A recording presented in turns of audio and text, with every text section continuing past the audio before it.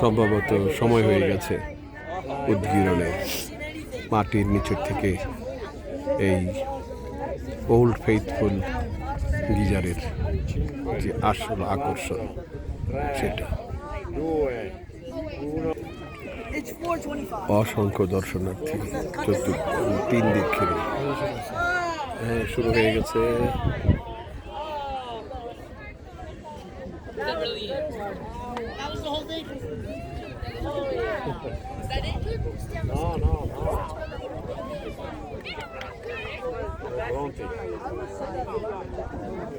সকলের হাতে ক্যামেরা।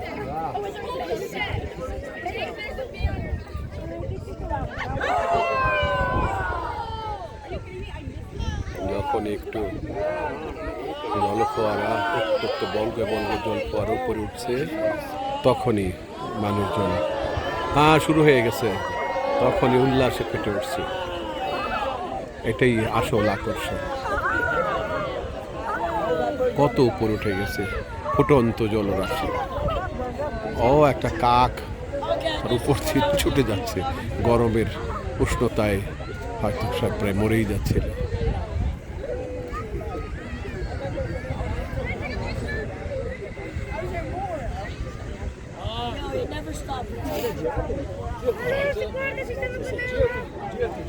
এটা দেখার জন্যই মানুষ ঘন্টার পর ঘন্টা অপেক্ষা করে।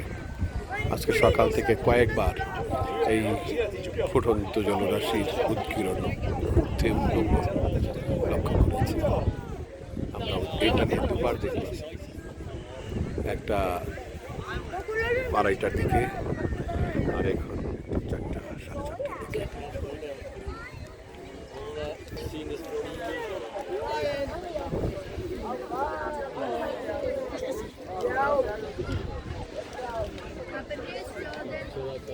আস্তে আস্তে নিস্তেজ হয়ে যাচ্ছে।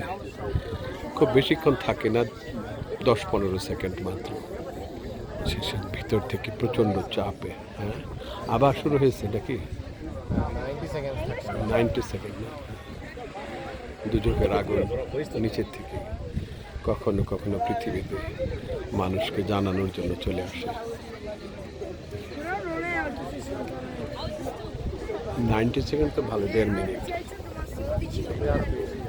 হ্যাঁ,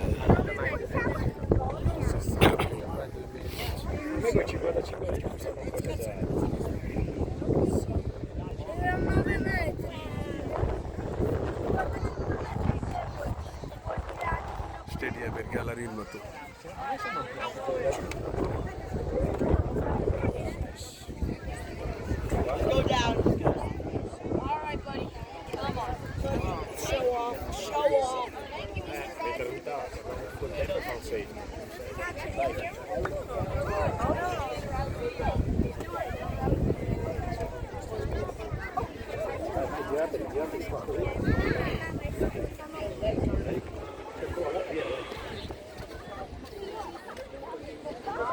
ধীরে ধীরে শেষ হয়ে যাবে।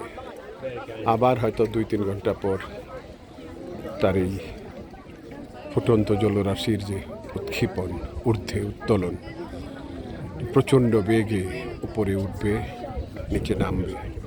কি স্রোত, প্রচণ্ড ঊর্ধ্বমুখী স্রোত, সাথে আগুনের ধোঁয়া।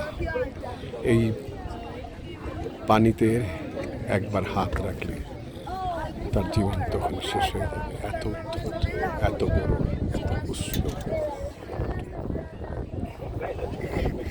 আমরা ওয়াইমিং স্টেটের এবং আইডাহো স্টেটের লাগা এই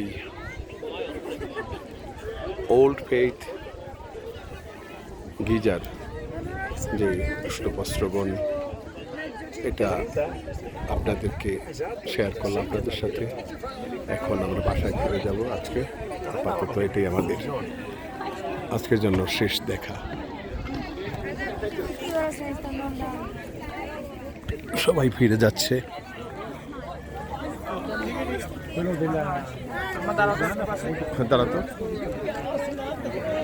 দাঁড়াও। Mungkin darah.